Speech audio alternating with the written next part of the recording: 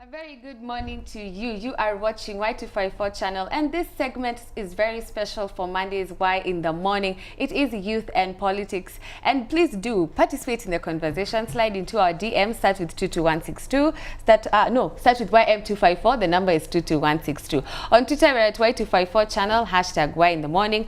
On Facebook, we're at Y254. And today, we're going to take it a notch down, and we just want to understand the impact of devolution. You know, we'd like to understand its successes and its failures, and why is it that its failures are being celebrated more than its successes. And with me in studio, I am joined by Wycliffe Oyoo. He is an advocate from the Kaplan and Stratton advocates, and hopefully we'll be joined soon by another advocate who goes by the name of Oyoo, and he's quite a philosopher indeed. So do keep it here. Here he's on the way. Anyway, Wycliffe, Salimi, I want to say good morning. Good morning, viewers.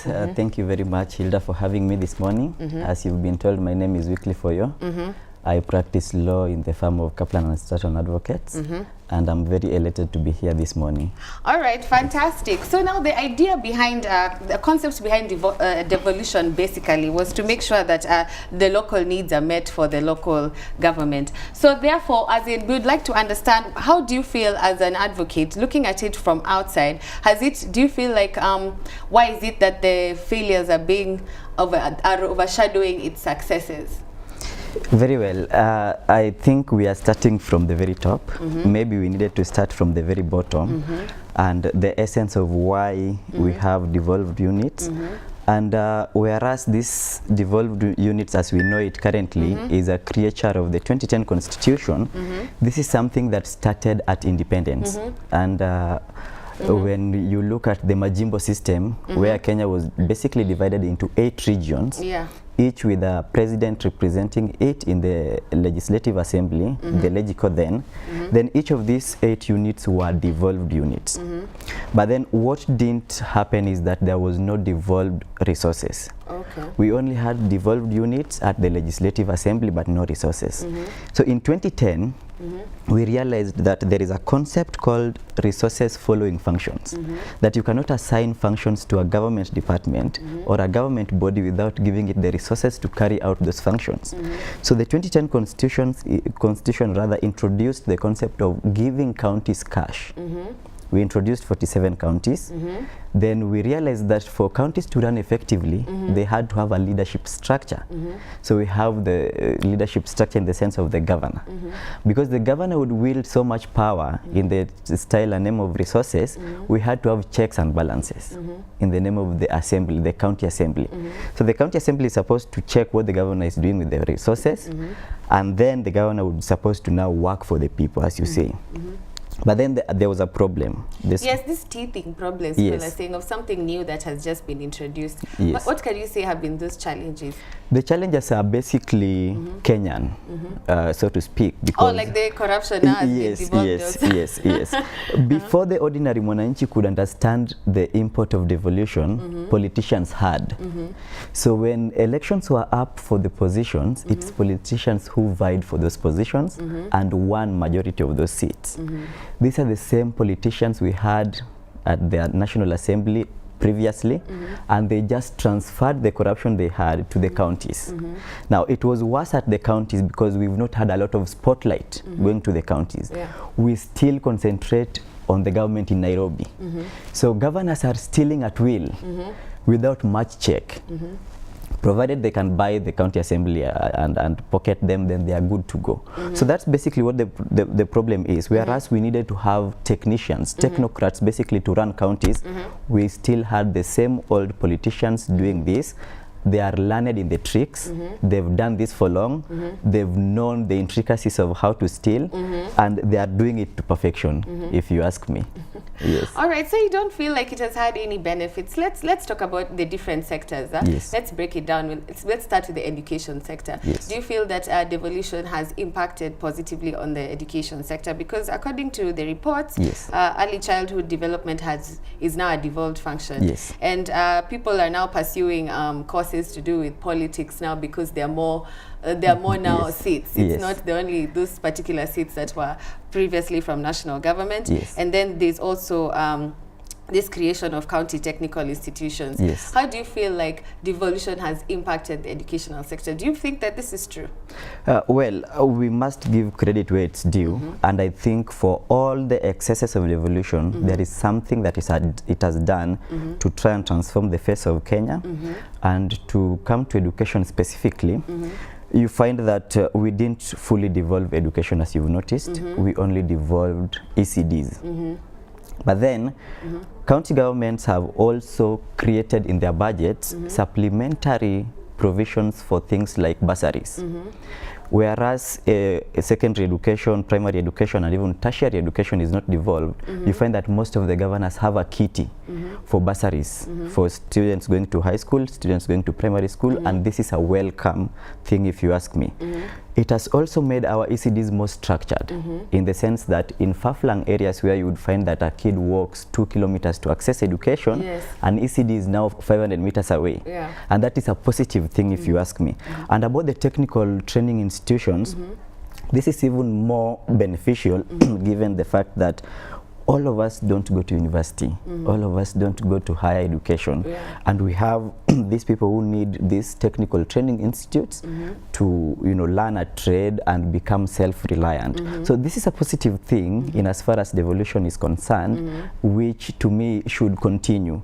And we just need it to be more structured, in the sense that we've had a problem between the national government and the county government. The principle undergirding this is that there should be interdependence and correlation between the two. So what causes the conflict? Because among the issues that people talk about when they mention devolution is the collision between national governments and county governments. Why do they collide? I don't understand. Like you said, they're supposed to be interdependent. The collision is in two aspects, and the first one obviously is about resources, because you see the way our constitution is structured is that the national government collects resources, then distributes it to counties.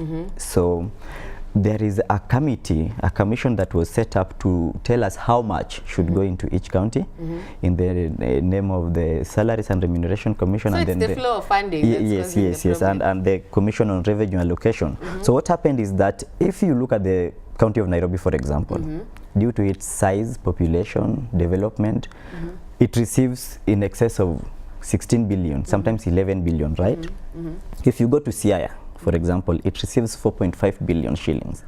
If you go to places like Turkana, they would receive maybe 6 billion shillings. So the county government of Turkana would be wondering why Nairobi, where we think is so much developed, receives much funding than Turkana, which is underdeveloped. You know, that kind of problem. But more poignantly, the problem of when do these funds come?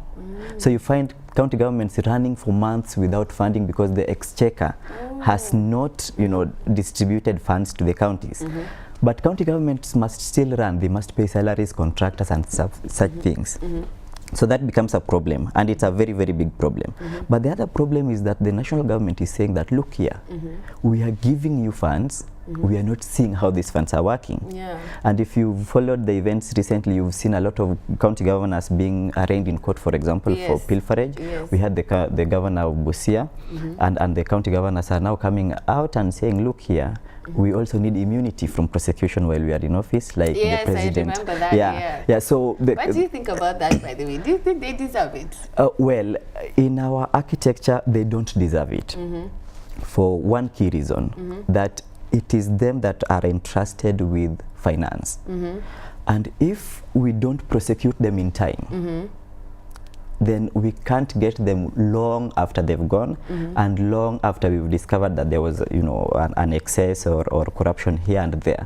So basically, I think they should not see themselves as small presidents. Yes, I hear they even have special chairs. Yes. they even have special chairs in the lifts where they operate. I think it's a wrong kind of attitude from the governors to think of themselves as small presidents. They may be small presidents wherever they are, but it is only for the service of the ordinary mwananchi, and they must always be subject to checks and balances while at it.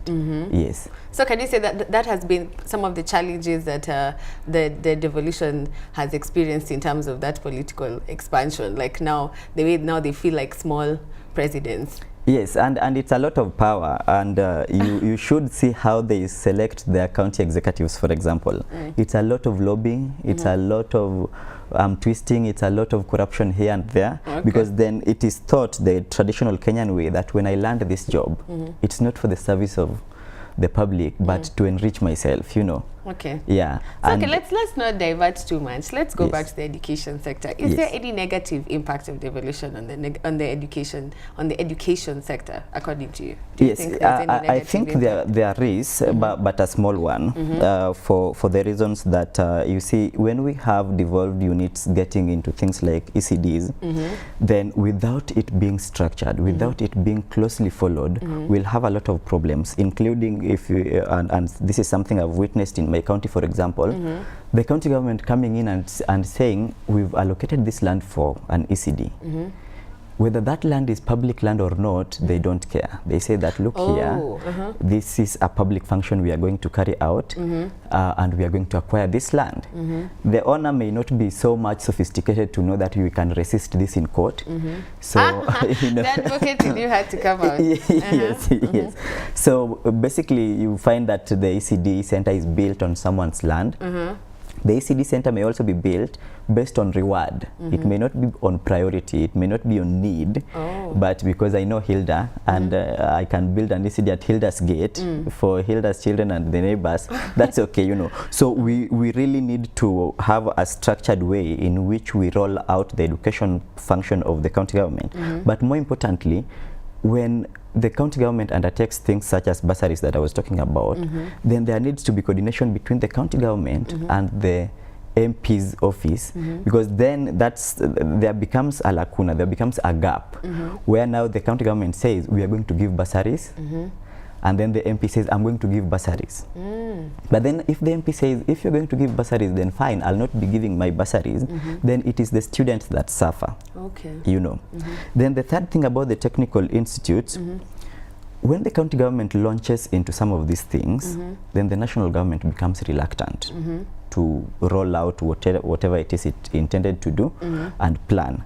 So that you find that you have technical training institutes that are underfunded, that don't have quality teachers, that attract not so quality students.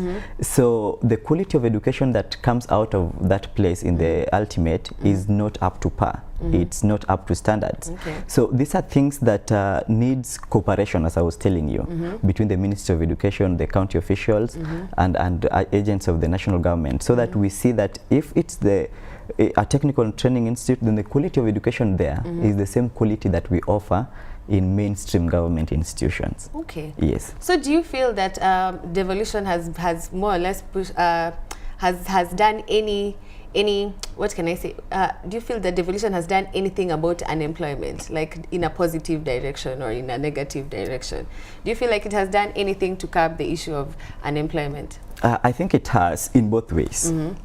First, it is undeniable that counties are employing people in various capacities. We have county clerks, we have county executives. These are employees of the county. What about the local economies? Like now, when the county started opening up, hotels came up, people started getting employed, the real estate. Do you feel that devolution has, can you talk about that, like how it has improved the local economies? Yes, to a great extent I think it has. And first of all, we must pay due regard to the fact that devolution opened up infrastructure, mainly in counties. Yes. Counties that were hitherto unknown. You know, roads are now going there. We have electricity. We have trade going on, and these are the conditions necessary, conducive for development, you know. So that when we have a market, for example, then you expect farm produce to be brought at the market, and then people would make money here and there. When you have a road going through, then Hilda would want to tour the last part of Busia. She would go there. Because of that, then naturally hotels would come up. Recreational facilities would come up, and then the economy would be buzzing. And that is not only aided by the fact that devolution is working, but it's also aided by the fact that now we get to interact more on different platforms, and you've seen the Devolution conferences going, for example, to Kakamega. You see the influx of people there. You see the impact it has on the economy. When the conference is done, 1%, 2% increase in the GDP of Kakamega has to be experienced. So these are positive developments of devolution that we are seeing here and there. They may be in small bits that could not be easily felt by the ordinary mwananchi, but I think if sustained, then we are heading in the right direction. We just need to plug gaps in pilferage of funds here and there, in nepotism in the counties, because that's a rife thing in the counties, you know. Yeah, because it's a personal touch now. The local mwananchi now has a direct link, more or less, to the government. Do you feel that this link that has been created by the counties being formed has had any impact on accountability of our leaders? Well, accountability remains a question of two things. One, integrity. And that's why in our constitution we elaborately have a chapter dealing with leadership and integrity. So that when government is held to book, it does not start by me insisting that you must espouse the following characteristics, but it starts with you as a person being beyond reproach, you know. So when we go to elections, for example, to elect our leaders, we ought to be careful, we ought to be meticulous about who we elect into office, because that's the first point of call when we talk about accountability. Who is it? Do we elect someone with a history of theft of public resources? Do we elect someone with a clean slate? So when we get it wrong there, it's highly unlikely that if in office we are going to get it right. But now, but some people are of the opinion that now, because I know the MCA, you know, him to a village yetu and all that, now you can now vote for somebody who is just like the way you're saying, technocrats. Do you think that that's true, or it's just stories? I think that now brings me to my second point. The second point being how much learned we are as a populace. How much, you know, sophisticated we are in terms of knowing that this is a technocrat and this is not. When you go to the villages, the voting patterns are really funny. You know, people vote on the basis that this guy comes from my clan, from my sub-clan, from my village, from my location. But now you have to deliver, because now you are personally accountable there. That's what many people are saying, that come 2022 we'll see a very different what can we say, political landscape because of devolution.